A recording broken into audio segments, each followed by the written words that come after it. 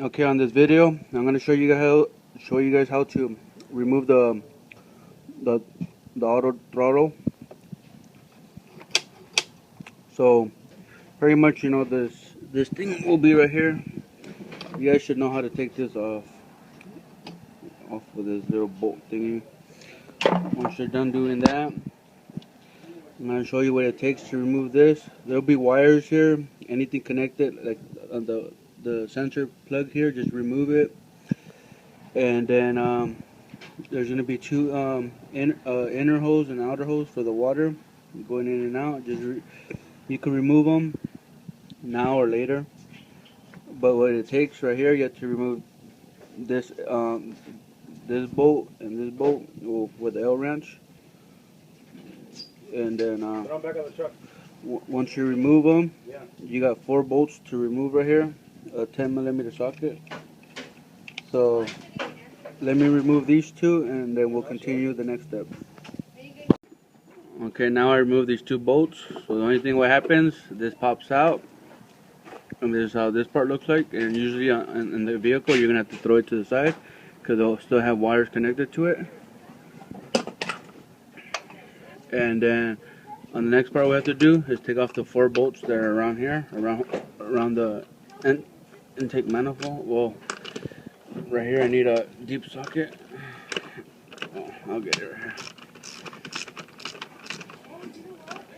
So let me just, I don't think I'll be able to get this one out again. See?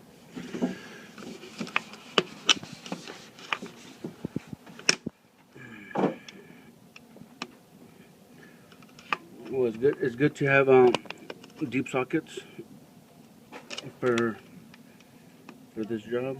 But right now I would get a pair of pliers to get this out, but I'm trying to record at the same time. Okay. There you go. And then let me get the last bolt. Okay. There's the last bolt. Once I break the tension, I like to do everything by hand.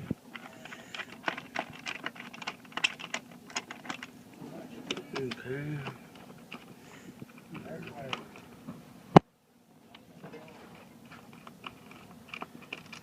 And there's this one. Okay, let's see. Still connected.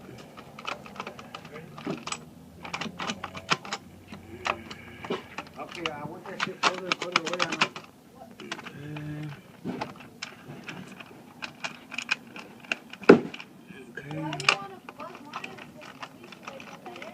Okay, there we go.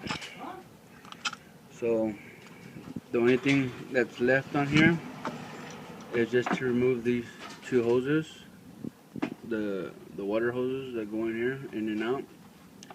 All they do is just,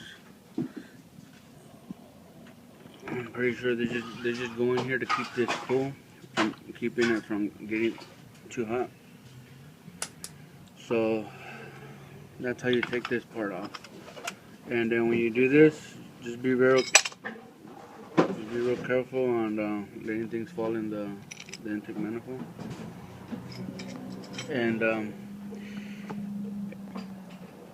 And just check the seal when you're replacing it or put another one in, because usually the seals will be cracked, and when you put it back on here, they'll start getting a vacuum air leak right here, and then your car will start shaking. So it'll be good just to put a little silicone around this edge right here, and then closing it back up. Okay, thank you guys for watching.